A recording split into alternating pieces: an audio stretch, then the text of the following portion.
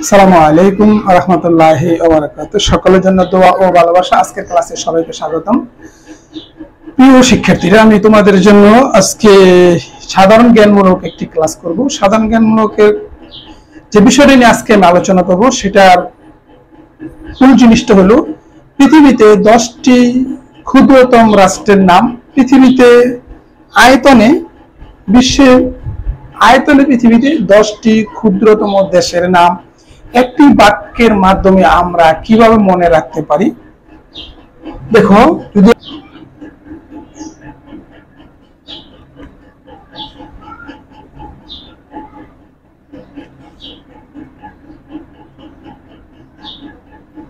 মাসি,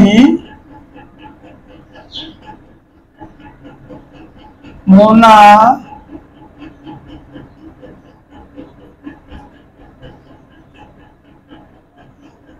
নিসা,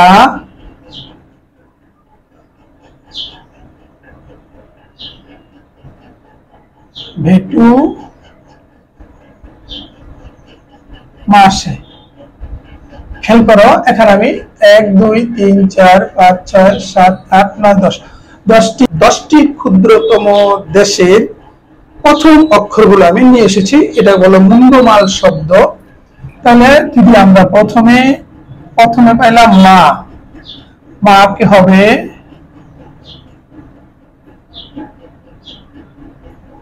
মালদ্বীপ। তারপরে সি হবে সিসি প্লাস, তারপরে আছে মৌদি হবে মোনাকো। তারপরে হবে না দিয়ে পাবো আমরা নাইরু, একটা দেশের নাম নাউরু। তারপরে নিদিয়া পাবো লিচেনস্টাইন,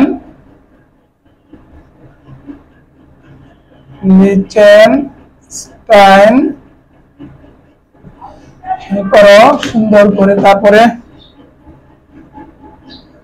সা দিয়ে পাবো সান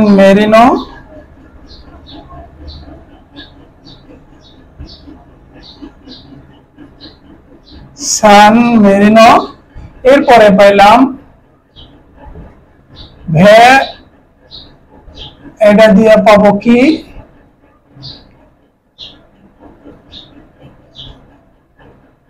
Vatican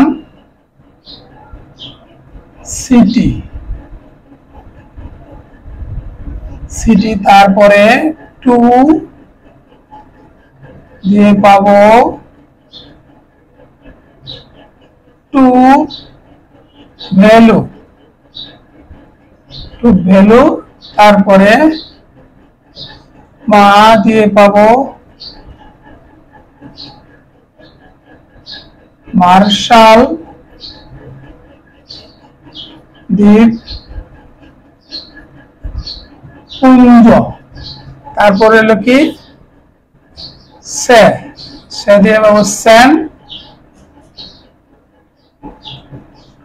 kids Nevis, Saint Kitts Nevis Saint. আমরা 10টি দেশের নাম পেলাম। 1 2 3 4 5 6 7 8 9 10।